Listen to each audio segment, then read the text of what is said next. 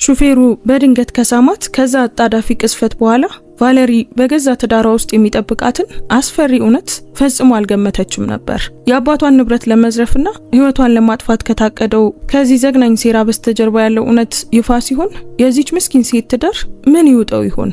ዝምተኛው ሹፌር በጌታውና በማዳሙ መካከል ያለውን አደገኛ ሚስጥር እንዴት አስቀድሞ ሊያውቅ ቻለ? ድፍረት አግኝቶስ እውነቱን ተናግሮ ይሆን? ውስጥ አዋቂው ሹፌር ያገኘው አስደንጋጭ ማስረጃስ የቤተሰቡን ታሪክ እንዴት ሙሉ በሙሉ ቀየረው? ይህን ፍቅር ካሳወረው አይን በስተጀርባ ያሉትን ስንጥቆች የሚያሳየውን ታሪክ እስከ መጨረሻው ተከታተሉት። ሰላም ውድ ቤተሰቦቻችን እንደምን አላችሁ? ታሪኩን ከመጀመራችን በፊት ግን እስኪ ከየት ሆናችሁ እየተከታተላችሁ እንደሆነ ኮሜንት ላይ ጻፉልን። የሁላችሁንም መስማት እንፈልጋለን። ያላችሁበትን ሀገር አሊያም የከተማችሁን ስም ጻፉልን። እንዲሁም አሁን ይህንን ታሪክ እየሰማችሁ ባለበት ሰዓት በእናንተ ሀገር የሰዓት አቆጣጠር ስንት ሰዓት እንደሆነም ጻፉልን። አንዲት የደግነት ተግባር የሰውን ሕይወት ትቀይራለች ብላችሁ የምታምኑ ከሆነ ላይክ አድርጋችሁ ጀምሩት። ምክንያቱም የእናንተ አንድ ላይክ ለቻናላችን እድገት ትልቅ ዋጋ አለው። እንደዚህ አይነት ድንቅ የሆኑ ታሪኮችን መስማት የምትወዱ ከሆነ ደግሞ አሁኑኑ ሰብስክራይብ በማድረግ ቤተሰባችንን ተቀላቀሉ። በየቀኑ የምንለቃቸው አዳዲስ ታሪኮች እንዳያመልጧችሁ የደውል ምልክቱን ተጫኑ። አሁን በቀጥታ ወደ ዛሬው ታሪካችን እንመለስ። በአንድ ወቅት በደመቀች ከተማ ውስጥ ቫለሪ የምትባል አንዲት ወጣት ሴት ትኖር ነበር። ከባሏ ቱንዴ ጋር በትልቅ መኖሪያ ቤት ውስጥ ትኖራለች። ለውጭ ሰው ህይወታቸው ፍጹም ይመስል ነበር። ገንዘብ፣ ውብ ቤት ነበራቸው። በማህበረሰቡም ዘንድ ይከበሩ ነበር። ሰዎች ብዙ ጊዜ ተደማጮቹ ጥንዶች እያሉ ይጠሯቸዋል። ነገር ግን በውስጧ ቫለሪ የሆነ ነገር እንዳለ ተሰማት። ቱንዴ ሁልጊዜ ስራ ይበዛበታል። ሁልጊዜም ስለ ስብሰባዎች አንዱን ወይም ሌላውን ሰበብ እየሰጠ ከቤት ይወጣ ነበር። መጀመሪያ ላይ ምንም አልጠረጠረችም። እሷ ዝም ብላ ልታምነው ፈልጋ ነበር። ነገር ግን ሰበቦቹ እየበዙ ሲሄዱ የእሷም እረፍት ማጣት እንዲሁ እየጨመረ መጣ። በዚያ ጧት ቱንዴ ያማረ ሰማያዊ ልብስ ለብሶ ወረደ። ቫለሪን እንደ አፍቃሪ ባል ግንባሯን ሳማት። ደህና አደርሽ ውዴ አላት። ደህና አደርክ? እየተከታተለችው መለሰችለት። ደግመ በማለዳ እየወጣህ ነው? አዎ ዛሬ ስብሰባዎች አሉብኝ። ራስሽን ብዙ አታስጨንቂ፣ ሁሉንም ነገር እኔ እመራዋለሁ አላት በፍጥነት የእሷን ሐሳብ ወደ ጎን በመተው። ቫለሪ ፈገግ አለችና ራሷን ነቀነቀች። ነገር ግን በውስጧ ጥርጣሬዋ እየጠነከረ ሄዷል። የመኪና ጡሩምባ ድምጽ ሲሰማ አወቀች። ሹፌራቸው ኮፊ አስቀድሞ ውጪ ነበር። ኮፊ ለቫለሪ ቤተሰብ ለአመታት ሰርቷል። እሱ ዝም ብሎ ሹፌር ብቻ አልነበረም፣ ታማኝ ነበር። ያ ታማኝነት የጀመረው የቫለሪ መርሆም አባት አቶ ዴቪድ በጨለማ ወቅት የኮፊን ቤተሰብ ባዳኑበት ጊዜ ነበር። ኮፊ ታዳጊ በነበረበት ጊዜ እናቱ በጣም ታማ ቀዶ ጥገና ያስፈልጋት ነበር እና ኮፊ ምንም ገንዘብ አልነበረውም። በአጋጣሚ ለሹፌርነት ቦታ ባመለከተበት በዚያው ቀን አቶ ዴቪድን በቢሮአቸው አገኘው። አቶ ዴቪድ ዝም ብለው አልሰሙትም። የሆስፒታሉን ሂሳብ ሙሉ በሙሉ ከፈሉ። የኮፊ እናት መትረፏን አረጋገጡ እና የታናሽ እህቱንም የትምህርት ቤት ክፍያ ጭምር ከፈሉ። በኋላም ኮፊን ወደ መንጃ ፍቃድ ትምህርት ቤት ላኩትና የቤተሰቡ ሹፌር አድርገው የተረጋጋ ስራ ሰጡት። በዚያ ቸርነት ምክንያት ኮፊ ምንም ቢፈጠር ቤተሰቡን ለመጠበቅ ለራሱ ቃል ገብቷል። ከአቶ ዴቪድ ሞት በኋላም ቢሆን ኮፊ በአንድ ወቅት ለአባቷ ያሳየውን ተመሳሳይ ታማኝነት አሁን ለቫለሪ እያገለገለ ቀጥሏል። በዚያ ጧት ኮፊ ቱንዴን ይዞ ሲወጣ ቫለሪ በመስኮቱ አጠገብ ተቀምጣ ታስብ ነበር። ቱንዴ በአንድ ወቅት በተለይም አባቷ ከሞተ በኋላ በእያንዳንዱ የንግድ ውሳኔው ላይ ያሳትፋት ነበር። አሁን ግን እንድታርፍና እንዳትጨነቅ ይነግራታል። አባቷ የማስጠንቀቂያ ምልክቶችን መቼም እንዳታቃልል አስተምሯታል። ልጄ ሰዎችን እመኚ፣ ነገር ግን አስተዳዳሪነት ኃላፊነት መሆኑን አረጋግጪ ይል ነበር። እነዚያ ቃላት በአይምሯ ውስጥ አስተጋቡ። ቫለሪ በዚያው ቀን ቆየት ብላ የአባቷን አንዳንድ ፋይሎች መመርመር ስትጀምር አንድ እንግዳ ነገር አስተዋለች። ለአሻሻጭ ተብሎ የተመዘገቡት አንዳንድ ንብረቶች በቅርብ ጊዜ ተላልፈዋል። ቱንዴ ለምን መቼም እንዳልነገራት እያሰበች ቆየች። ይህ በእንዲህ እንዳለ ኮፊም ነገሮችን ማስተዋሉን ቀጥሎ ነበር። ብዙ ጊዜ ቱንዴ ቢሮ የማይመስሉ ቦታዎች ያደርሰው ነበር። ቱንዴ አንዳንድ ጊዜ የት እንደሄዱ ለማዳም እንዳይናገር ይጠይቀው ነበር። ኮፊ ምንም አላለም፣ ነገር ግን በአይምሮ ውስጥ መዝግቦት ነበር።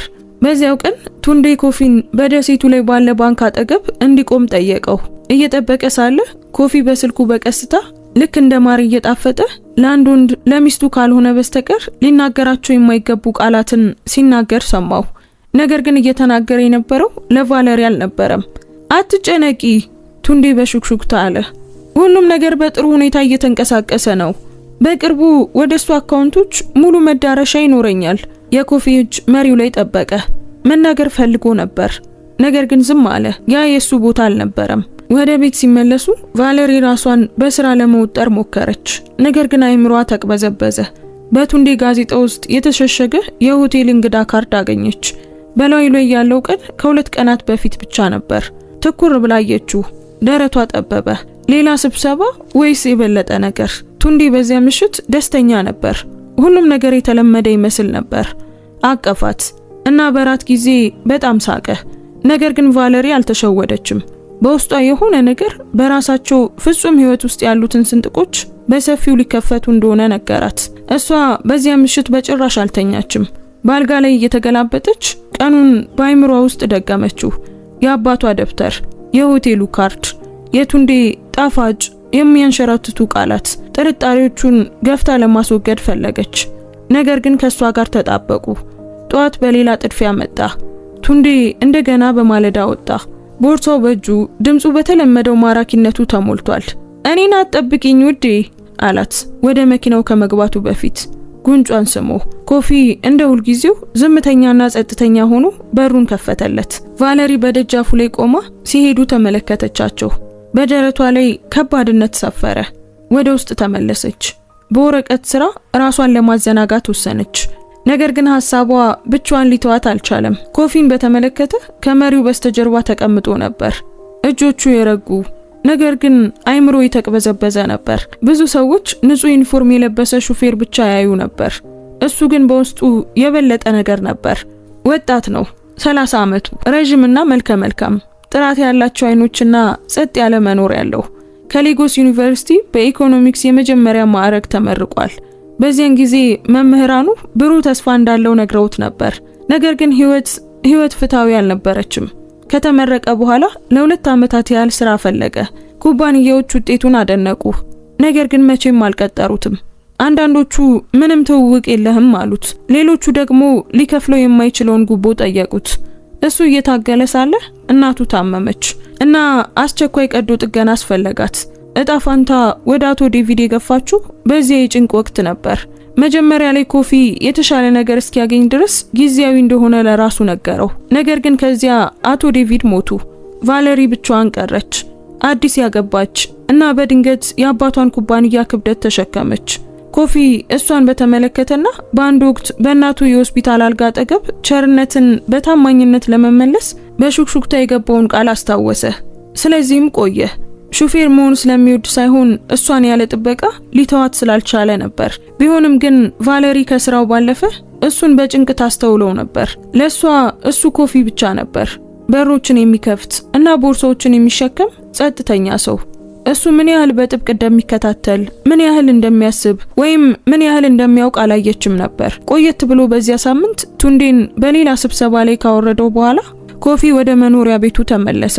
መኪናውን አቁሞ ወደ ውስጥ ገባና ቫለሪን በንባብ ክፍል ውስጥ በደከሙ አይኖች ወረቀቶችን ስትመለከት አገኛት። ማዳም ደህና ነሽ ሲል በጥንቃቄ ጠየቃት። እሷም ደንግጣ ቀናለች። አዎ ደህና ነኝ አመሰግናለሁ ኮፊ። ነገር ግን ደህና አትመስልም ነበር። አይኖቿ ቀልተዋል፣ ትከሻዎቿ ውጥረት ውስጥ ነበሩ። ለአንድ አፍታ ኮፊ እንደ ሁልጊዜው ወደ ኋላ ተመልሶ ዝም ለማለት ፈለገ። ነገር ግን በውስጡ የሆነ ነገር ተቋረጠ። ቱንዴ ውጪ ጨዋታዎችን ሲጫወት እሷ በዝምታ ስትሰቃይ መመልከቱን መቀጠል አልቻለም። ራሱን ከመክታቱ በፊት ኮፊ አመነታ። ከዚያም በጭንቀት ተገፋፍቶ ወደሷ ቀረበና በቀጥታ ከንፈሯ ላይ ሳማት። ቫለሪ ደነገጠች። አይኖቿ በድንጋጤ በረሩ። ለአንድ የልብ ትርታ አልተንቀሳቀሰችም። ከዚያ በቁጣ እየተንቀጠቀጠች ወደ ኋላ ገፋችው። ኮፊ ምንድነው ያደረከው ብላ ጮኸች። እንዴት እንዲህ ለማድረግ ደፈርክ? አዝናለሁ ማዳም አለ በፍጥነት። ድምፁ ዝቅ ያለና አስቸኳይ ሆኖ። በገዛ ቤቴ ውስጥ እንዴት ልትስመኝ ደፈርክ? አንተ እኮ ሹፌሬ ነህ። ለባሌ እንድነግረው ትፈልጋለህ? አዋርድሃለሁ። በዚህ ደቂቃ አስወጣሃለሁ። ኮፊ ሊያረጋጋት እንደሚፈልግ እጆቹን አነሳ። እባክሽ ማዳም ስሚኝ፣ አንቺ እንደምታስቢው አይደለም። አለማክበር አልነበረም። እንድታቆሚና እንድትሰሚኝ የማደርግበት ብቸኛው መንገድ እሱ ነበር። የቫለሪ ደረት በቁጣና በግራ መጋባት ተነሳ። ምንድነው የምሰማ? ኮፊ በጥልቀት ተነፈሰ። ድምፁ በአስቸኳይ ሁኔታ ተንቀጠቀጠ። ማዳም ቱንዴን አይቼዋለሁ። ከአንድ ጊዜ በላይ ወደ ሆቴሎች አድርሼዋለሁ። እሱ ለንግድ እየሄደ አይደለም፣ ከአንዲት ሴት ጋር እየሄደ ነው። ልነግርሽ ፈልጌ ነበር ግን አታምኝኝም። ያንን ያደረኩት ለዚህ ነው። እባክሽ ይቅር በይኝ። ያንቺን ሙሉ ትኩረትና ፍላጎት ማግኘት አስፈልጎኝ ነበር። የቫለሪ ፊት ገረጣ። ወደ ኋላ ፈገፈገች። እጆቿ የጠረጴዛውን ጫፍ ጨበጡ። እያልክ ያለውን ነገር ግን ትረዳዋለህ? ይህ አስከፊ ክስ ነው። አውቃለሁ አለ ኮፊ በቀስታ። እና እውነት ባይሆን ኖሮ አልለውም ነበር። ለረጅም ጊዜ በክፍል ውስጥ ዝምታ ሰፈነ። ቫለሪ በቁጣ ባለማመንና ስሙን መጥራት በማትችለው ፍርሃት መካከል ተከፋፍላ ትኩር ብላ አየችው። በመጨረሻም በሹክሹክታ ተናገረች። ይህ ውሸት ከሆነ ኮፊ ህይወት እዚሁ እንደሚያበቃለት እምላለሁ። ውሸት አይደለም ማዳም፣ በጽናት መለሰ። ማስረጃዎችን ላሳይሽ ዝግጁ ነኝ። በመካከላቸው ያለው አየር ከባድ ነበር። የቫለሪ ዓለም መዛባት ጀምሮ ነበር እና ለመጀመሪያ ጊዜ ኮፊን እንደ ሹፌር ሳይሆን እሷ ካሰበችው በላይ የሚያውቅ ሰው አድርጋ አየችው። ቫለሪ የጠረጴዛውን ጫፍ ስትይዝ እጆቿ በትንሹ ተንቀጠቀጡ። የኮፊ ቃላት በጆሮዋ ውስጥ ማስተጋባታቸውን ቀጠሉ። ጌታ ቱንዴን አይቼዋለሁ፣ ከሌላ ሴት ጋር ነው የሚለው። ቁጣዋ በማዕበል ተመለሰ። ኮፊ ይህንን ሁሉ ለመናገር እኔን መሳም አያስፈልግህም ነበር። ያ ትልቅ ስህተት ነው። ኮፊ ራሱን ዝቅ አደረገ። አውቃለሁ ማዳም፣ አዝናለሁ። ምን እያሰብኩ እንደነበር እንኳን አላውቅም። ምናልባት ምንም አላሰብኩም ነበር። አንቺ ደህንነትሽ የተጠበቀ እንዲሆን ብቻ ነው የፈለግኩት። እውነቱ ይሄ ነው። አይኖቿ ጠበቡ። ደህንነት? ምን ማለት ነው ደህንነት? እሷ አመነታ። ከዚያም እያንዳንዱን ቃል በጥንቃቄ እየመረጠ ተናገረ። ማዳም፣ እሱ ስለማታለሉ ብቻ አይደለም። እኔ እንደማስበው ጌታዬ የባሰ ነገር እያቀደ ነው። ሁሉንም ነገር በእርግጥ አላውቅም፣ ግን አንዳንድ የሰማኋቸው ነገሮች አሉ። ስለ አባትሽ ንግዶች፣ ስለ አካውንቶች ያወራል። ነገሮችን ካንቺ የሚደብቅበት መንገድ ያ ትክክል አይደለም። ምን ያህል እንደሚሄድ መናገር አልችልም። ነገር ግን ዝም ብዬ መቀመጥና መመልከት ደግሞ አልቻልኩም። የቫለሪ ልብ ልትወጣ ደረሰች። ኮፊ እያታለለ እንደሆነ ለማንበብ ትኩር ብላ አየችው። አይኖቹ እውነተኛ ይመስሉ ነበር። ነገር ግን ለመቀበል ደግሞ የነገራት ነገር በጣም ብዙ ነበር። ኮፊ አለችው፣ አደገኛ መስመሮችን እየተሻገርክ ነው። ያለ ጠንካራ ማስረጃ ስለ ባለቤቴ እንደዚህ መናገር የለብህም። ማዳም፣ አንዳንድ ማስረጃዎች አሉኝ። ኮፊ በፍጥነት መለሰ። ነገር ግን ገና በቂ አይደለም። ችላ ማለት የማልችልባቸውን በጣም ብዙ ነገሮች አይቻለሁ። እባክሽን ማዳም፣ በጥንቃቄ ተከታተዩ። ራሷን ነቀነቀች። ድምጿ ዝቅ ብሎ ነበር። የምትለው እውነት ቢሆን እንኳን እኔን ለመንካት ምንም መብት አልነበረህም። አዋርደኸኛል። የኮፊ ትከሻዎች ወረዱ። እረዳለሁ ማዳም፣ በግልጽ እያሰብኩ አልነበረም። በጣም ከመዘግየቱ በፊት እንድትሰሚኝ፣ ትኩረት እንድትሰጪኝ ብቻ ነው የፈለግኩት። ይቅር በይኝ። ዝምታው ተራዘመ። ቫለሪ ዞር አለች። መዳፏን በግንባሯ ላይ ጫነች። እያንዳንዱ የሷ ክፍል እሱን ሙሉ በሙሉ ማሰናበት ፈለገ። ነገር ግን ደረቷ ከባድ እንደሆነ ተሰማት። ስለሱ ድምጽ፣ ስለ አስቸኳይነቱ የሆነ ነገር ልቧን ለመልቀቅ እምቢ አለ። በመጨረሻም እጇን አወዛወዘች። ሂድ ኮፊ፣ ዝም ብለህ ሂድ። የበለጠ መስማት አልፈልግም። እሺ ማዳም አለና በቀስታ ከንባብ ክፍሉ ወጣ። በሩ ሲዘጋ ቫለሪ ወንበሩ ላይ ተቀመጠች። ልቧ በኃይል ይመታ ነበር። ለራሷ ኮፊ መስመሩን እንደተሻገረ እና በግል ህይወቷ ውስጥ ምንም አይነት ድርሻ እንደሌለው ተናገረች። ሆኖም ግን በቦርሷ ውስጥ ያለው የሆቴል ካርድ ምስልና ቱንዴ የቦርድ ስብሰቦችን ሲያስወግድ የነበረው እንግዳ መንገድ ደረቷን አጠበበው። ኮፊ እውነቱን እየተናገረ ሊሆን ይችላል ብላ አሰበች። ወይስ ይህ ዝም ብሎ ቦታውን ካለፈ ሰው የተገኘ የእብደት ታሪክ ነው? ፊቷን በእጆቿ ቀበረች። ምንም ነገር የተረጋጋ አልነበረም። የበሮቹ መከፈት ድምጽ በግቢው ውስጥ አስተጋባ። ቫለሪ በፍጥነት ራሷን አዘጋጀች። ፊቷን ወደ መረጋጋት አስተካከለች። ቱንዴ እየገባ ነበር። ድምጹ ከመሰማቱ በፊት ሽቶ ክፍሉን ሞላው። ውዴ አላት በሞቅታ። ቦርሳውን ጥሎ ወደ ቅፉ ሳባት። ዛሬ በጣም ናፍቀሽኝ ነበር። ቫለሪ በትንሹ ደረቅ አለች። እሱ ግን ያን አላስተዋለም። ቀንሽ እንዴት ነበር ሲል ጉንጯን እየሳመ ጠየቃት። ደህና ነኝ፣ ጥሩ ነበር አለች በቀስታ። ፈገግ አለ። አይኖቹ ለስላሳ፣ ቃናው ጣፋጭ ነበር። በጣም ትጨናነቂያለሽ ውዴ። ወደ አዲሶቹ አቅራቢዎች ስብሰባ አብረሽኝ መምጣት ነበረብሽ። ግን ቢሆንም አትጨነቂ፣ ሁሉንም ነገር እኔ መራሁት። አንቺ ማረፍ ትችያለሽ። ምንም የሚደብቀው ነገር እንደሌለ ሁሉ እጇን ያዛት። ማራኪነቱ ለስላሳ፣ ሳቁ ቀላል ነበር። ነገር ግን የቫለሪ አይምሮ ከረፍት የራቀ ነበር። ከተገደደው ፈገግታዋ በስተጀርባ የኮፊ ማስጠንቀቂያ በአይምሮ ውስጥ ተደገመ። ስለማታለሉ ብቻ አይደለም፣ የባሰ ነገር እያቀደ ነው። እና ምንም እንኳን ቀደም ብላ ኮፊን ብታሰናብተውም ቫለሪ በልቧ ውስጥ የፍርሃት ዘር ሲሰድ ተሰማት። በማግስቱ ጧት የምግብ ጠረጴዛው በቶስት በተጠበሰ እንቁላልና በሚፈላ የሻይ ማሰሮ በጥሩ ሁኔታ ተዘጋጅቷል። ቫለሪ በቀስታ ተቀምጣ ነበር። ማንኪያው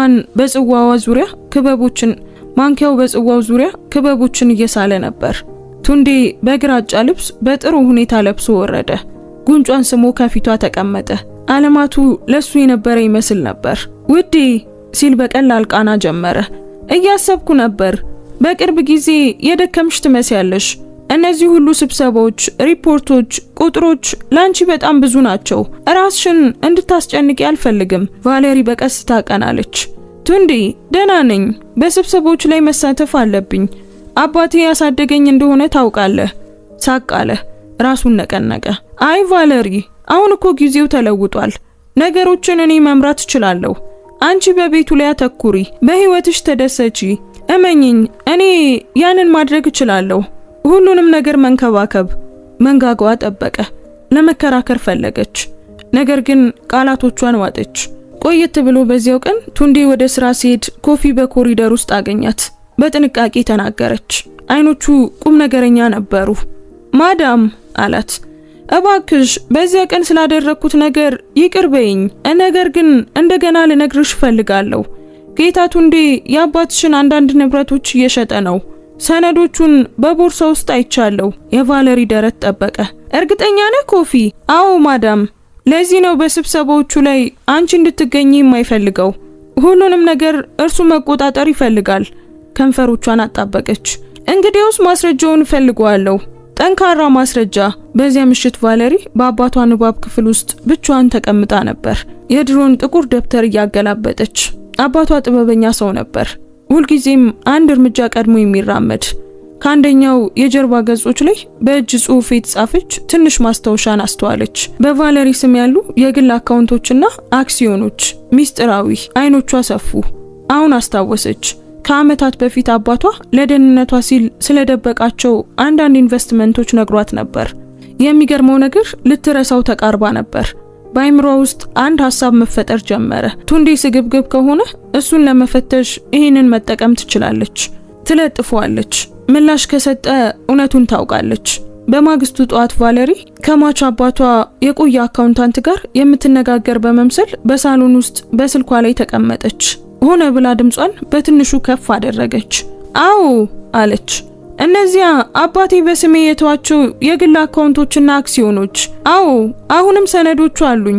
በእነሱ ምን እንደማደርግ መወሰን ብቻ ነው የሚያስፈልገኝ። በአይኖቿ ጥግ ቱንዴ በደረጃው ላይ ሲደነግጥ አየችው። ከረቫቱን በእጁ ይዞ እየወረደ ነበር። አሁን ግን ሙሉ በሙሉ ቆመ።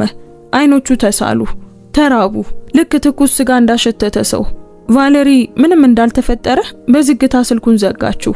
ነገር ግን ወደሱ ስትዞር ፊቱ ደማቅ ፈገግታን ይዞ ነበር። የኔ ፍቅር አላት በሞቅታ። የግል አካውንቶች፣ አክሲዮኖች፣ እነዚህን ከዚህ በፊት ለኔ አንስተሽልኝ አታውቂም። የቫለሪ ልብ በኃይል ይመታ ጀመር። ነገር ግን የተረጋጋ ፈገግታን አሳየች። እረስቸው መሆን አለበት። የቱንዴ ፈገግታ እየሰፋ ሄደ። ነገር ግን በአይኖቹ ውስጥ ቫለሪ ስትጠብቀው የነበረውን የስግብግብነት ብልጭታ አየች። ቆየት ብሎ በዚያ ከሰዓት በኋላ ቫለሪ የተኛች በመምሰል በሳሎን ውስጥ ተኝታ ነበር። ፀሐይ ወለሉ ላይ ደማቅ አራት ማዕዘን ሰርታ ነበር። ልቧ ከተለመደው በትንሹ በፍጥነት ይመታል። ነገር ግን ዝም ብላ ቆየች። ስለ ግል አካውንቶቹ ካወቀ በኋላ ምን እንደሚል ለመስማት ቱንዴን ሳያስበው ልትይዘው ፈልጋለች። እድሏ ካሰበችው በላይ ቀድማ መጣች። ቱንዴ ወደ ቤት ገባ። በስልኩ በቀስታና በቀላል ድምጽ እየተናገረ ነበር። ማንም የሚሰማው አልመሰለውም። ሶፋው ላይ ተኝታ ሲያያት ለደህንነቱ ሲል ወደ በረንዳው ወጣ።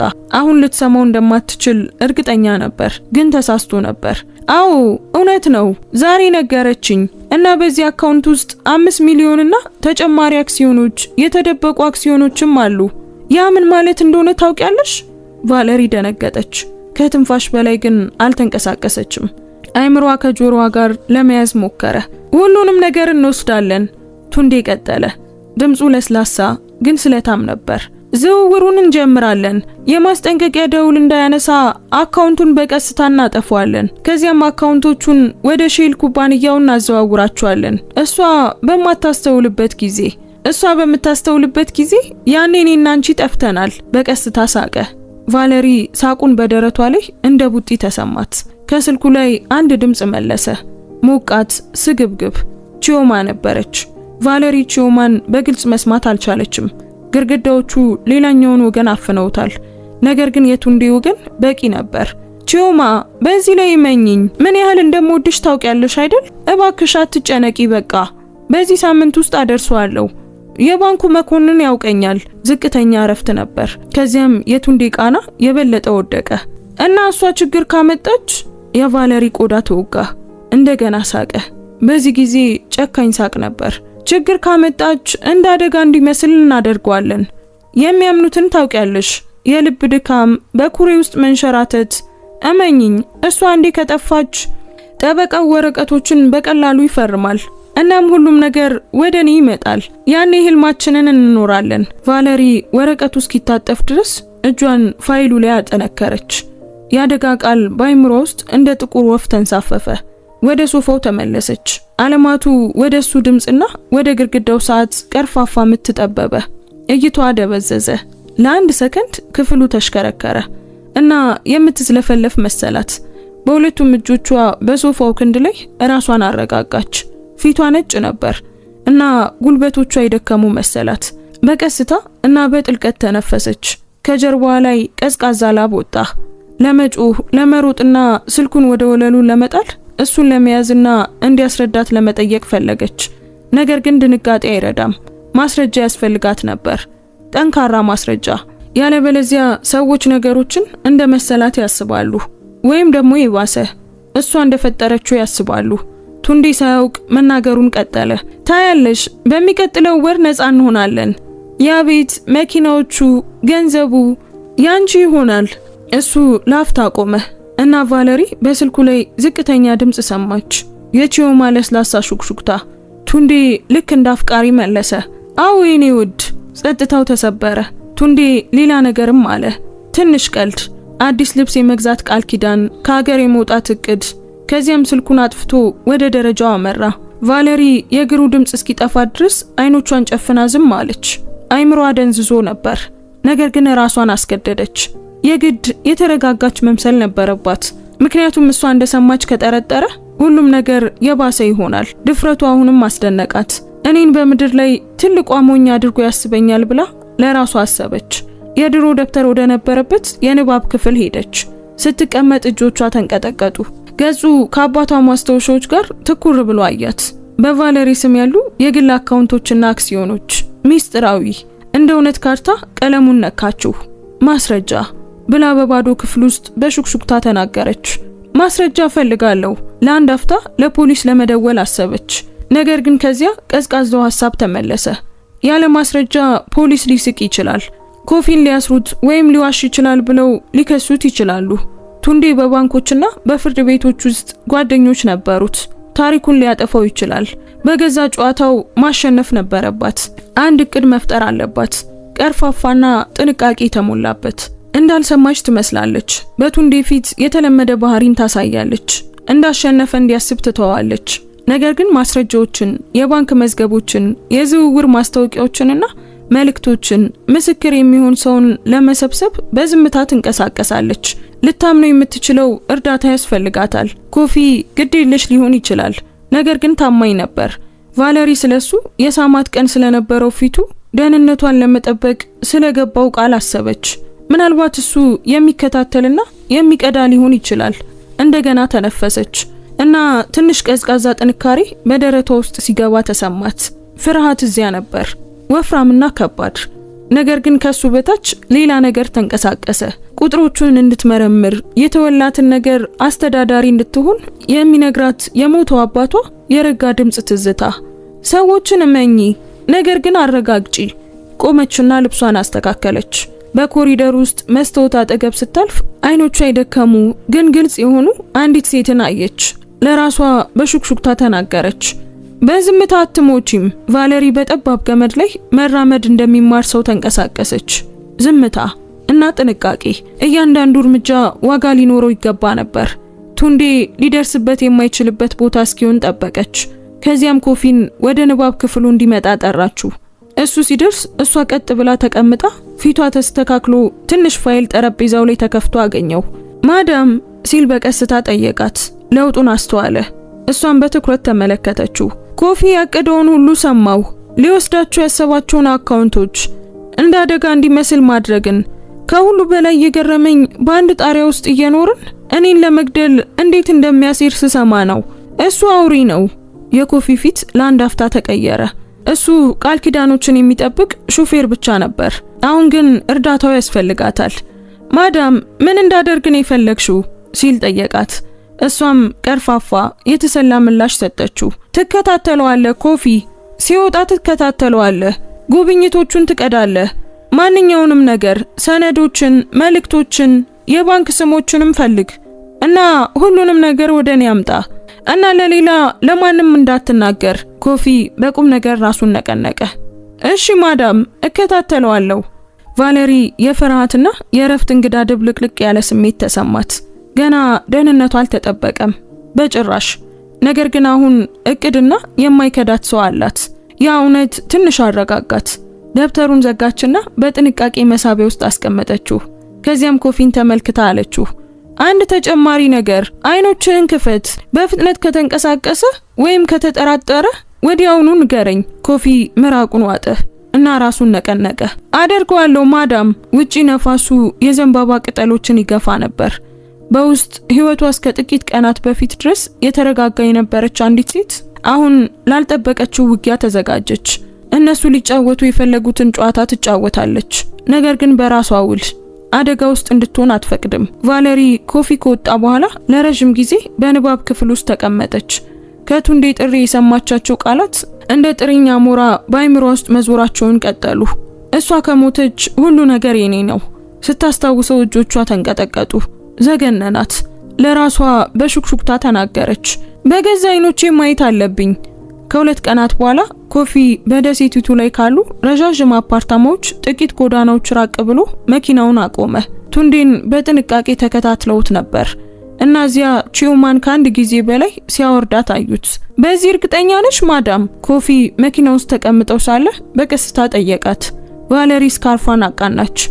አዎ በገዛ አይኖቼ ማየት አለብኝ። ቺዩማ በቀይ ልብስ አምራ ትንሽ የእጅ ቦርሳ ይዛ እስክትወጣ ድረስ ጠበቁ። በሩን ቆለፈችና በፍጥነት እርምጃዎች ተረከዟ አስፋልቱ ላይ እየጮኸ ወጣች። አሁን ቫለሪ በሹክሹክታ አለች። ኮፊ ራሱን ነቀነቀ። ጎዳናውን ተሻገሩ። ረጅም ቁመቱ በትንሹ ይጋርዳት ነበር። ቀጭን የሽቦ ቁራጭ በመጠቀም ቁልፉን ከፈተው። ፈጣንና የለመደው ዝምተኛ። በደቂቃዎች ውስጥ በሩ ተከፈተ። ወደ ውስጥ ሲገቡ የቫለሪ ልብ ይመታ ነበር። አፓርታማው ንጹህና ዘመናዊ ነበር። የሽቶ ጣፋጭ መዓዛ በአየር ውስጥ ቀርቷል። በመስታወቱ ጠረጴዛ ላይ የቫለሪ አይኖች ጉልበቷን ባደከመ ነገር ላይ አረፉ። የወርቅ አንገት ሐብል ስታነሳው ጣቶቿ ተንቀጠቀጡ። ይህ በትክክል ቱንዴ ለጋብቻ ዓመታዊ በዓላችን የሰጠኝ አንገት ሐብል ነው። ባጠገቡ የእጅ ሰዓት ተኝቶ ነበር። ትንፋሿ ተቆራረጠ። እና ይህ በልደት ቀኔ የሰጠኝ ሰዓት ነው። ኮፊ ቀረበ። ማዳም አይኖቿ ክፍሉን ሲቃኙ ደረቷ ጠበቀ። የእጅ ቦርሳዎች፣ ጫማዎችና ተመሳሳይ አምባሮችን ጭምር አገኘች። እያንዳንዱን ቁራጭ ቱንዴ በአንድ ወቅት በፍቅር ቃላት በእጇ ላይ ያኖራቸው የደግነት ስጦታዎች መስታወት ነበር። ታማኝነት መስሏት የነበሩት ስጦታዎች እዚህ እንደ ውሸት ተጋለጡ። ቫለሪ በአልጋው ጫፍ ላይ ሰመጠች። እንባዎች በፊቷ ላይ ወረዱ። እውር ነበርኩ፣ በዚያ ሁሉ ጊዜ እውር ነበርኩ። ድምጿ እየተንቀጠቀጠ መናገር ጀመረች። ለኮፊ ሳይሆን ለራሷ። ቱንዴን ያገኘሁት አባቴ ባዘጋጀው ራት ላይ ነበር። ማራኪና ደፋር፣ እንድትታይ የሚያደርግ አይነት ሰው ነበር። ብዙም ሳይቆይ ጥያቄ አቀረበ። አባቴም ወደደው እና እኔም እድለኛ የሆንኩ መስሎኝ ነበር። ከሰርጉ በኋላ መራቅ ሲጀምር እንኳን ውጥረት እንደሆነ ለራሴ ነገርኩት። ይህ ሊሆን ይችላል ብዬ መቼም አላሰብኩም ነበር። ፊቷን በእጆቿ ሸፈነች። ሁሉንም ነገር ሰጠሁት። እምነቴን፣ ልቤን። እሱ ግን ሞቴን እያቀደ ነበር። ኮፊ ባጠገቧ ተንበርክኮ በረጋ ድምፅ ማዳም ራስሽን አትውቀሺ። አንዳንድ ጊዜ ፍቅር ስንጥቆቹን ይሸፍናል። ከውጭ ያሉት እውነቱን በግልጽ ያያሉ። አባትሽ እኔን ያስቀመጡኝ ለዚህ ነው። ታማኝነት ዝም ብሎ መኪና መንዳት እንዳልሆነ ያውቁ ነበር። ሌሎች እውር ሲሆኑ መመልከት ነው። ቫለሪ እሱን ተመለከተችው። አይኖቿ የረጠቡ ግን ስለታም ናቸው። ልክ ነበርክ ኮፊ፣ እና ይሄንን መቼም አልረሳውም። እኔን ሞኝ አድርጎ ስላሰበኝ ሞኝ ምን ሊያደርግ እንደሚችል አሳየዋለሁ። ጥቂት ቁርጥራጮችን፣ ፎቶግራፎችን፣ ጌጣጌጦችን፣ ደረሰኞችን እንደ ዝምተኛ ማስረጃ ሰበሰቡ። ከዚያም ኮፊ የአፓርታማውን በር ከበስተጀርባ ቆለፈው። ወደ መኪናው ሲመለሱ የቫለሪ ፊት የገረጣ ግን የጸና ነበር። ቅዠቶችን ለመስበር ያህል በቂ አይታለች። ኮፊ አለችው በቀስታ ወደ መኪናው ስትገባ። እንዲያጠፋኝ አልፈቅድለትም። ደካማ እንደሆነ ካሰበ ማሰቡን ይቀጥል። አሁን ግን እውነቱን አውቃለሁ። ኮፊ ሞተሩን አስነሳ። ድምፁ የረጋ ነበር። ማዳም አሁን በጥንቃቄ እናቅዳለን እና ጊዜው ሲደርስ እውነቱ ራሱ ይናገራል። ኮፊ ወደ መኖሪያ ቤቱ ሲመልሳት መኪናው በቀስታ ይጮህ ነበር። የከተማዋ መብራቶች በቫለሪ እንባ ደብዝዘው ነበር። መጀመሪያ ላይ በዝምታ ተቀመጠች፣ በመስኮት ውጭ እየተመለከተች። ነገር ግን ትዝታዎች ሲመጡ ደረቷ ተነሳ። አባቴ አምኖት ነበር አለች በድንገት። አባቴ ቱንዴን አምኖት ነበር። ለኔ ትክክለኛው ሰው እንደሆነ እሱ ሲሞት እኔን የሚንከባከበኝ መስሎት ነበር። አሁን ግን አባቴን እንዳሳዘንኩት አያለሁ። እንደ ልጅ ጥየዋለሁ እና እንደ ሚስት ከባድ ሰው ጋር ስኖር ቆይቻለሁ። እጆቿ ፊቷን ሸፈኑት። ማልቀሱ አሁን ይበልጥ ጠነከረ፣ ጥልቅና ጥሬ። ኮፊ መሪውን ጨበጠ። ጣቶቹ ነጡ። እሷ እንደዚህ ስትሆን አይቷት አያውቅም። በጣም የተሰበረች፣ በጣም ትንሽ። ማዳም እባክሽን ራስሽን አትውቀሺ። የአባትሽ እምነት የተሳሳተ አልነበረም። ቱንዴ ክፋትን መምረጡም ያንቺ ጥፋት አይደለም። አንዳንድ ጊዜ ክፋት ከጣፋጭ ፈገግታ በስተጀርባ ይደበቃል እና ጥበበኛ ሰዎች እንኳን መጀመሪያ ላይ ሊያዩት አይችሉም። ቫለሪ እጆቿን አወረደች። አይኖቿ ቀልተውና አብጠው ነበር። እውር ነበርኩ፣ እወደው ነበር እና ምልክቶቹን ለማየት እምቢ አልኩኝ። ኮፊ አመነታ። ከዚያም በጸጥታና በድፍረት ተናገረ። ፍቅር ልብን ያውራል ማዳም። ያ ደግሞ ድክመት አይደለም፣ ሰዋዊ ነው። ከውጭ ያሉት አንዳንድ ጊዜ ስንጥቆቹን ካንቺ በፊት የሚያዩት ለዚህ ነው። ነገሮችን አየው። አንቺ ባልሽን ብቻ ነው ያየሽው። ያ ደግሞ ጥፋት አይደለም። ቃላቶቹ በጥልቀት ቢቆርጧትም ግን አጽናኗት። በተረጋጉ ጣቶቿ አይኖቿን አበሰች። እንደ ሚስት ብቻ ሳይሆን እንደ አባቴ ልጅ እንደ ተከዳው ይሰማኛል። እርሱ ቅርስ ትቶልኛል። አሁን ግን ያ ቅርስ አደጋ ላይ ነው። የኮፊ ደረት ጠበቀ። ለአንድ አፍታ በውስጡ የሆነ ነገር ሲንቀሳቀስ ተሰማው። ለመጥራት ያልደፈረው ነገር። ምናልባት ሁልጊዜ ጥንካሬዋን፣ ቸርነቷን፣ የአባቷን ትውስታ በክብር የምትሸከምበትን መንገድ ያደንቅ ነበር። ምናልባት በዚያ ቀን ሳያስብ የሳማት ለዚህ ሊሆን ይችላል። ምክንያቱም አይምሮ ሊያስቆመው ከመቻሉ በፊት ልቡ ስለተናገረ። ነገር ግን ሐሳቡ እንደመጣ ወዲያውኑ ገፋው። አይ አለ ለራሱ፣ እሷ ማዳም ቫለሪ ናት፣ የታላቅ ሰው ብቸኛ ልጅ። እኔ ደግሞ ሹፌሯ ብቻ ነኝ። በቃ ሌላ ምንም የለም። በመካከላቸው ያለው ዝምታ ተራዘመ፣ ከባድ ግን ሕያው። በመጨረሻም ቫለሪ ረጅምና የተረጋጋ ትንፋሽ አወጣች። ድምጿ ጠነከረ፣ ተረጋጋች። ኮፊ፣ ቱንዴ አባቴ የገነባውን እንዲያጠፋ አልፈቅድም። እኔን ሊከዳኝ ይችላል። የአባቴን ስም ግን በፍጹም አይቀብረውም። በምንም አይነት ዋጋ ቅርሱን እንደምጠብቅ እምላለሁ። ኮፊ በኋለኛው መስታወት በኩል ተመለከታት። ፊቷ አሁንም በድጋሚ በእንባ እየረጠበ ነበር። ነገር ግን አሁን በአይኖቿ ውስጥ ብረት ነበር። በቀስታ ራሱን ነቀነቀ። እኔም ካንቺ ጎን ቆማለሁ ማዳም፣ ምንም ቢጠይቅ አብሬሽ ሆናለሁ። መኪናው በሌሊት ወደ መኖሪያ ቤቱ አመራ። በውስጥ ሐዘንና ቁጣ የበለጠ ነገርን ወለዱ። ቁርጠኝነት። ቫለሪ የተበደለች ሚስት ብቻ አልነበረችም፣ ለአባቷ ስም ለመታገል የወሰነች ልጅ ነበረች። አሁን ደግሞ ካጠገቧ ሰው አላት። ቫለሪ መኪና ውስጥ ቃል የገባችበት ምሽት። አልተኛችም። ቱንዴ ባጠገቧ በቀስታ ሲያንኮራፋ፣ እሷ ባልጋዋ በኩል ነቅታ ጣሪያውን ትኩር ብላ ትመለከት ነበር። አይምሯ ቀድሞውኑ እያቀደ ነበር። ማስረጃ፣ ግምት አሊያም ጥርጣሬ ሳይሆን ማንም ሊክደው የማይችለው ቃላት። ጠዋት ላይ ወጥመዷ ዝግጁ ነበር። ከቁርስ በኋላ ቫለሪ በምግብ ጠረጴዛው ላይ ከቱንዴ ፊት ለፊት ተቀመጠች። የተረጋጋች ትመስላለች። ፊቷ በጥንቃቄ ተስተካከለ። ቱንዴ አለች በቀስታ። ስለ አባባ የግል አካውንቶች እያሰብኩ ነበር። ምናልባት አንተ እንድትመራቸው ልተውልህ እችላለሁ። ንግድ ከኔ የተሻለ ታውቃለህ። ቱንዴ በምግብ መካከል ቆመ። አይኖቹ በድንጋጤ ከመብረቃቸው በፊት በፍጥነት በሞቃት ፈገግታ ሸፈነው። ያ በጣም ጥበብ የተሞላበት ሐሳብ ነው። ሁልጊዜም በጣም ትጨነቂያለሽ እልሻለሁ። እነዚህ ነገሮች ለኔ ተይልኝ። ቫሌሪ ትንሽ ፈገግታን አስገደደች። አዎ ዝርዝሩን በኋላ ሰጥሃለሁ። በኪሷ ውስጥ የተደበቀው በዚያ ጧት ኮፊ የሰጣት ትንሽ መቅረጫ ነበር። ለኮፊ እቅዷን በሹክሹክታ ነግራው ነበር። እንዳሸነፈ ማመን አለበት። በነጻነት ሲናገር ማስረጃው ይኖረናል። ኮፊ በጽኑ ራሱን ነቀነቀ። በአቅራቢያ ለመቆየት ቃል ገባ። ቆየት ብሎ በዚያው ምሽት ቫሌሪ በአትክልት ውስጥ ማረፍ እንደምትፈልግ ተናግራ ከመኝታ ክፍሉ ወጣች። በእውነቱ ወደ ንባብ ክፍሉ ወደሚመለከተው ኮሪደር በዝምታ ሾለከች። ቱንዴ በውስጥ ነበር። ስልኩን በጆሮ ላይ ይዞ ድምፁ ዝቅ ያለና ተጫዋች ነበር። በኪሷ ውስጥ ያለው መቅረጫ ቀድሞውኑ እየሰራ ነበር። አዎ ቺዮማ፣ እውነት ነው አለ እየሳቀ። በመጨረሻም የአካውንቱን ዝርዝሮች እየሰጠችኝ ነው። ይህቺ ሞኝ እንደምወዳት ታስባለች። የቫሌሪ ደረት ጠበቀ፣ ነገር ግን ዝም አለች። አዎ ውዴ፣ በቅርቡ ገንዘቡ ሁሉ የኛ ይሆናል። $5 ሚሊዮን፣ አክሲዮኖቹም ጭምር። ሁሉንም ነገር በቀስታ እናንቀሳቅሷለን። እስኪ ጠፋ ድረስ እንኳን አታስተውልም። የቺዮማ ደካማ ድምፅ የሆነ ነገር ሲያንጎራጉር እረፍት ነበር። ቱንዴ ሳቀ። 3 ልጆች?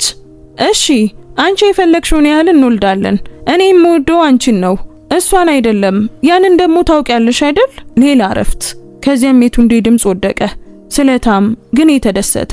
እሷን? አይ በፍጹም አልወዳትም። ከዚህ በፊትም ነግሬሻለሁ። ቫሌሪን ያገባኋት የባለ ሀብት ልጅ ስለሆነች ብቻ ነው። ምንም የማታውቅና የማትጠረጥር፣ ለመጠቀም ቀላል ናት። ለአባቷ ግዛት መግቢያ ትኬት ብቻ ነበረች። የቫሌሪ እጀታውን አጥብቃ ከመያዟ የተነሳ ጣቶቿ ነጡ። አካሏ ተንቀጠቀጠ፣ ነገር ግን አልተንቀሳቀሰችም። ምክንያቱም እያንዳንዱ ቃል ያስፈልጋት ነበር። ቱንዴ እንደገና ሳቀ። ቃናው ቀላል እና ግድ የለሽ ነበር። የኔ ውድ ቺዮማ፣ አንዴ ገንዘቡ በእጄ ከገባ እንጠፋለን። ብታለቅስ ብትለምን ግድ የለኝም። እሷ ምንም አትሆንም። ጥሪው እስኪያበቃ ድረስ ጠበቀች። ልቧ እየመታ ዝም አለች። መውጣቱን እርግጠኛ ስትሆን ወደ ክፍሏ ሾለከችና በሩን በቀስታ ዘጋችው። መቅረጫውን አውጥታ አቆመችው እና በሚንቀጠቀጥ እጇ ትኩር ብላ አየችው። እያንዳንዱ ቃል እዚያ ነበር። ማስረጃ፣ ጠንካራ ማስረጃ። እንባዎች አይኖቿን ሞላቸው። ነገር ግን በዚህ ጊዜ ከስቃይ ብቻ አልነበረም፣ ከእረፍት፣ በውስጧ ከሚነሳ ጸጥተኛ ጥንካሬ ነበር። ለመጀመሪያ ጊዜ ተጎጂ ብቻ አልነበረችም። እሱን ሊያወርደው የሚችለውን መሳሪያ ይዛለች። ኮፊ በኋላ እሷን ለመጠየቅ ሲመጣ መቅረጫውን አነሳች። አለኝ አለችው በጽናት። አሁን ማስረጃው አለኝ። እሱ የሆነውን ሁሉ ያቀደውን ሁሉ የተናገረበት። ኮፊ፣ አሁን ይሄንን ሁሉ ለማብቃት ጊዜው አሁን ነው። ኮፊ ራሱን በትንሹ አዘነበለ። ድምፁ የተረጋጋ ነበር። አዎ ማዳም፣ አሁን እውነቱ አለን። ቫሌሪ በማግስቱ ጧት በጠራ አይምሮ ነቃች። በቂ አልቅሳለች። አሁን የምትሰራበት ጊዜ ነበር። መቅረጫው በመኝታ ጠረጴዛዋ ላይ ነበር። እያንዳንዱ ቱንዴ የተናገረው ቃል በጠርሙስ ውስጥ እንዳለ መርስ በውስጡ ታስሮ ነበር። አጥብቃ ጨበጠችው። ለራሷ በሹክሹክታ ዛሬ ያበቃል አለች። ኮፊ በኮሪደር ውስጥ እየጠበቀ ነበር። ባለስልጣናቱ ዝግጁ ናቸው ማዳም፣ ብቻ አንቺ ትዕዛዝ ስጪ ሲል ድምፁ ይረጋ ነበር። ራሷን ነቀነቀች። ሁሉ ነገር የተለመደ እንዲመስለው ይሁን፣ ከዚያም እንመታለን። ከሰዓት በኋላ ቱንዴ በንባብ ክፍል ውስጥ ወረቀቶችን በጠረጴዛው ላይ ተዘርግቶ ተቀምጦ ነበር። ዝውውሩን ለማስተካከል ከባንክ ግንኙነቱ ጋር ሲነጋገር ስልኩ ሳያቋርጥ ይጮህ ነበር። ፊቱ በደስታ ይበራ ነበር። እጆቹን ገንዘቡን በእጁ እንዳገኘው አድርጎ ያሻሽ ነበር። አንዴ ዝውውሩ ከተጠናቀቀ ማረጋገጫውን ላክልኝ አለው በስልክ ስለታም በሆነ ድምጽ። አዎ 5 ሚሊዮን አክሲዮኖቹንም ጭምር። ምንም መዘግየት የለም። በዚያ ቅጽበት ቫሌሪ ወደ ክፍሉ ገባች። ረጅም የረጋች ሆና አይኖቿ ጽኑ ነበሩ። የኔ ፍቅር አላት ቱንዴ በሰፊ ፈገግታ ወረቀቶቹን በፍጥነት እየደበቀ። በትክክለኛው ጊዜ መጣሽ። ለኛ አንዳንድ ስራዎችን እየጨረስኩ ነበር። የቫሌሪ ከንፈሮች ወደ ትንሽ ፈገግታ ተለወጡ። በእውነት ለኛ?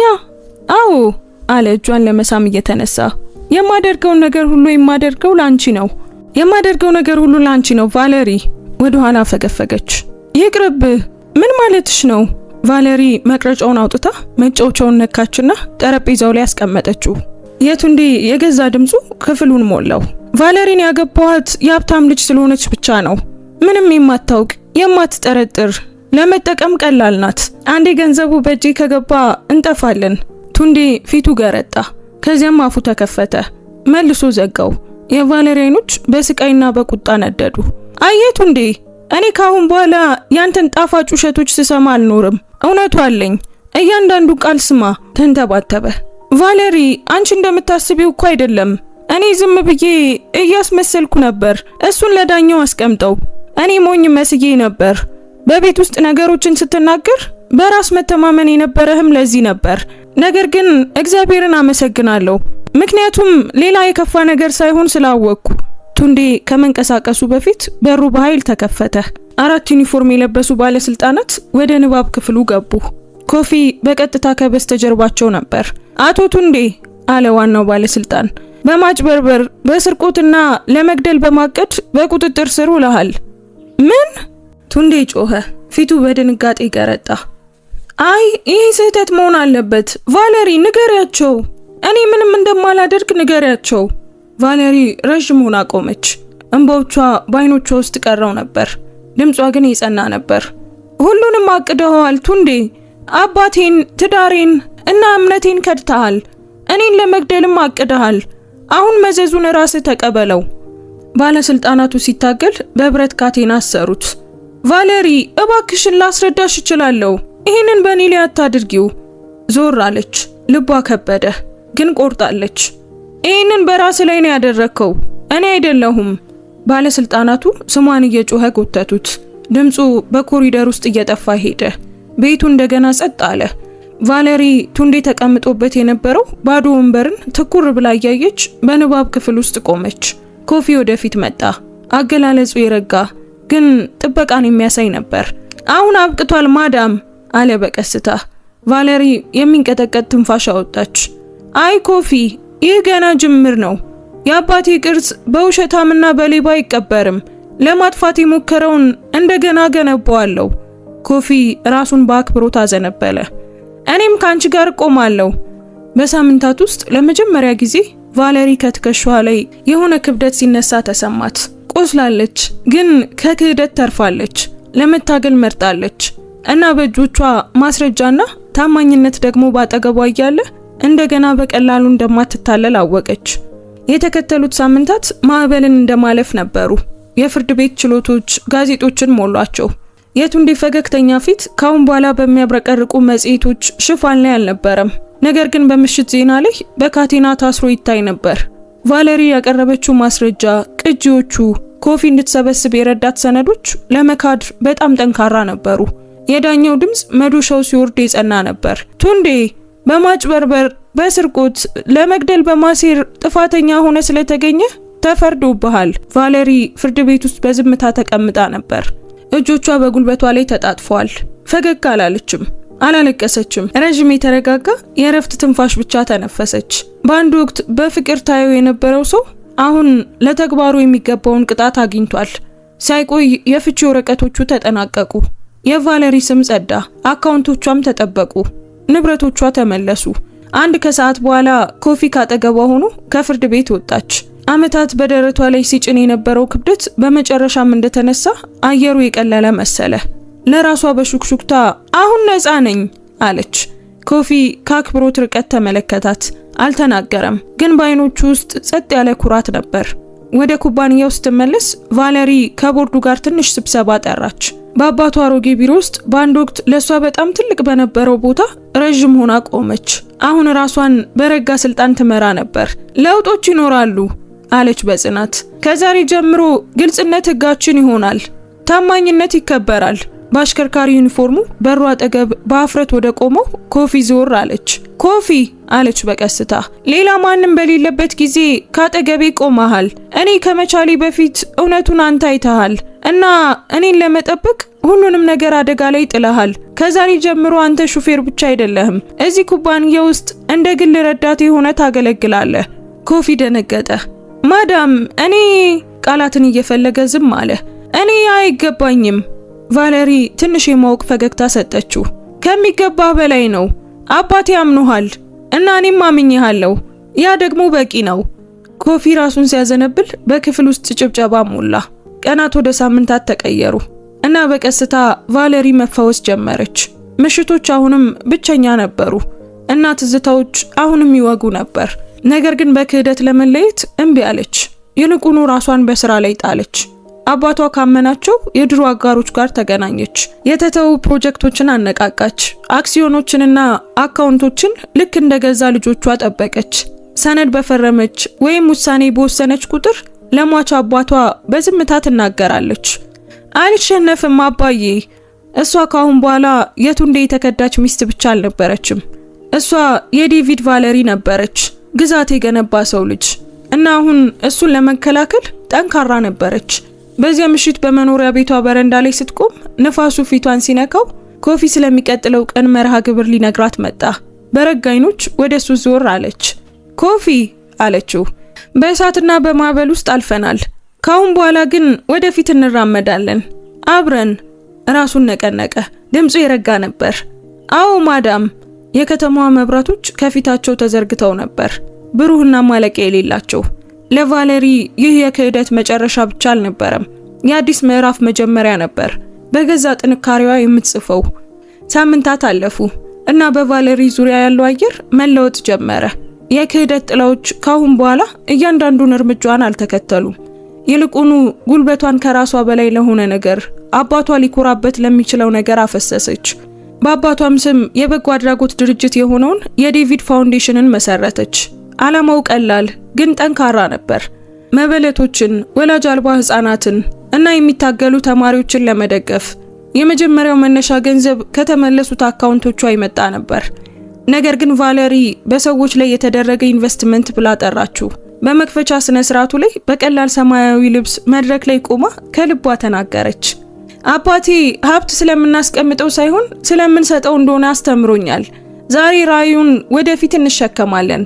ይህ ፋውንዴሽን ስለ ገንዘብ ብቻ አይደለም፣ ስለ ተስፋ ነው። የተከተለው ጭብጨባ ሞቅ ያለና እውነተኛ ነበር። በወራት ውስጥ ለመጀመሪያ ጊዜ ቫሌሪ ራሷን ሳታስገድድ ፈገግ አለች። እውነተኛ ፈገግታ። በእነዚህ ሁሉ ውስጥ ኮፊ ካጠገቧ አራቀም። እሱ በበሩ ላይ የመኪና ቁልፎችን የያዘ ሰው ብቻ አልነበረም። አሁን ረዳቷ፣ ታማኟ፣ የውሳኔዎቿን ክብደት ሲጫናት የምትደገፍበት ሆኗል። ስብሰባዎችን ያዘጋጃል፣ የስልክ ጥሪዎችን ይመረምራል እና ሰነዶችን በትኩረት ይይዝ ነበር። በአንድ ወቅት ችላ የሚሉት የቦርድ አባላት አሁን ያከብሩት ነበር። እሱም በዝምታ ይመራ ነበር። መቼ ምስጋና አልፈለገም። ነገር ግን መኖሩ ቫሌሪን በይፋ በምትናገረው መንገድ ያረጋጋት ነበር። አንድ ምሽት ቢሮ ውስጥ ከረጅም ቀን በኋላ ቫሌሪና ኮፊ በንባብ ክፍል ውስጥ ተቀምጠው ሰነዶችን ይመረምሩ ነበር። ምን ያህል በትኩረት እንደነበረ፣ ሌሎች ሲከዷት እሱ ምን ያህል ታማኝ ሆኖ እንደቀጠለ በማስተዋል ለረጅም ጊዜ ተመለከተችው። ኮፊ አለች በቀስታ። ወዲያውኑ ቀና አለ። አቤት ማዳም። ራሷን በቀስታ ነቀነቀች። አይ እባክህ ካሁን በኋላ ማዳም አትበለኝ፣ ቫሌሪ በለኝ። ደነገጠ። ቫሌሪ? አዎ። በትንሹ ፈገግ አለች። ያ ስሜ ነው እና አንተም እንድትጠቀምበት ፈልጋለሁ። በመካከላቸው የሆነ ሞቅ ያለ ነገር ተንቀሳቀሰ። ኮፊ ደረቱ ሲጠብቅ ተሰማው። ነገር ግን በፍጥነት ራሱን አዘነበለ። እሺ ቫሌሪ። በድምፁ ልቧ ተንቀጠቀጠ። የበለጠ አላለችም፣ ነገር ግን በውስጧ ብልጭታ ታየ። ገና ልትሰራበት ያልተዘጋጀችበት። እናም ትጠብቃለች፣ ትከታተላለች። ነገሮች እንዴት እንደሚገለበጡ ታያለች። ይህ በእንዲህ እንዳለ ከእስር ቤት ግድግዳዎች በስተጀርባ ቱንዴ በብረት ወንበር ላይ ተቀምጦ ፊቱን በእጆቹ ይዞ ነበር። በሩ ተከፍቶ ቺዮማ ገባች። ተረከዟ በኮንክሪት ወለል ላይ ይጮህ ነበር። ለአንድ አፍታ ፊቱ በራ። ቺዮማ መጣሽ አላት፣ እጇን ለመያዝ እየዘረጋ። እሷ ግን ወደ ኋላ ፈገፈገች። እባክህ አትደሰት፣ ላንተ አልመጣውም፣ ማብቃቱን ልነግርህ ነው የመጣሁት። ምን? አይኖቹ ሰፉ። አሁን ምንም የለህም፣ ገንዘብ የለ፣ ስልጣን የለ፣ የምፈልገውን ህይወት ልትሰጠኝ አትችልም እና አንተን ለመጠበቅ ጊዜን የማጠፋ ይመስልሃል? የምኖረው ህይወት አለኝ። የቱንዴ ጉሮሮ ደረቀ። ቺዮማ ላንቺ ካደረኩት ከዛ ሁሉ ነገር በኋላ በምሬት ሳቀች። አይ ቱንዴ አይሆንም፣ መጠበቅ አልችልም። እሺ ደህና ሁን። ዞር ብላ ወጣች። በሩ ከመዘጋቱ በፊት ሽቶዋ ለአንድ አፍታ ብቻ ቀረ። ቱንዴ ደንግጦ ተቀመጠ። እውነቱ በላዩ ላይ ወደቀ። ጥሩ ሴትን ከድቷል፣ እምነት ጥሏል እና ይሄ ሁሉ ምንም በሌለው ቅጽበት ለተወቹ ሴት ነበር ቺዮማ። እንባዎች አይኑን ወጉት እና ለራሱ በሹክሹክታ ተናገረ። በዚያ ሁሉ ጊዜ ሞኝ የነበርኩት እኔ ነኝ ማለት ነው። በዚያ ምሽት ቫለሪ በበረንዳዋ ላይ ቆማ ነበር። ንፋሱ ጸጉሯን እያነሳው የሌጎስን መብራቶች እየተመለከተች ነበር። ከተማዋ በጩኸትና በእንቅስቃሴ ሕያው ሆናለች። ልቧ አሁንም ጠባሳዎችን ይዟል፣ ነገር ግን ጥንካሬንም ይዟል። በውስጥ ኮፊ ለሚቀጥለው ቀን ፋይሎችን ማዘጋጀት ጨረሰ። ከዚያም ወጣ። በበሩ አጠገብ ወደ ቆመው መኪና አመራ። ሁልጊዜም ለማገልገል ዝግጁ ነው። ቫለሪ እጇን በመከታተያው ላይ አኖረች። አባዬ ቃሌን ጠብቃለሁ አለች። ስለ ኮፊ ስታስብ አይኖቿ ለሰለሱ። በአንድ ወቅት ሹፌር ብቻ ነበረ። አሁን ያለ ጥርጥር ልታምነው የምትችለው ብቸኛው ሰው ነው፣ ምናልባትም ከእምነት በላይ። ከታች የመኪናው ሞተር ተነሳ። ኮፊ በቀስታ ከበሩ ወጣ።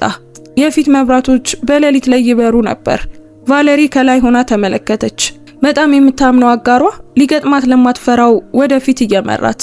በጥልቀት ተነፈሰች። ቁርጠኝነቷ የማይናወጥ ነበር። ያለፈው ከበስተጀርባዋ ቀርቷል። ወደፊት የሷ ነበር። ውድ ቤተሰቦቻችን የዛሬው ታሪካችን በዚሁ ተጠናቋል። ታሪኩን እንዴት አገኛችሁት? ወደዳችሁት? ምንስ ተማራችሁበት? እስኪ ኮሜንት ላይ ሐሳብ አስተያየታችሁን ጻፉልን። አንዲት የደግነት ተግባር የሰውን ህይወት ይቀይራል ብላችሁ የምታምኑ ከሆነ ደግሞ ላይክ እና ሼር በማድረግ ለሌሎች ብዙ ሰዎች እንዲደርስና እንዲማሩበት አድርጉ። እንደዚህ አይነት አስደናቂ ታሪኮችን መስማት የሚያስደስታችሁ ከሆነ ደግሞ ሰብስክራይብ በማድረግ የደወል ምልክቱን በመጫን ቤተሰባችንን ተቀላቀሉ። እናመሰግናለን። እንወዳችኋለን። ቸር ቆዩን።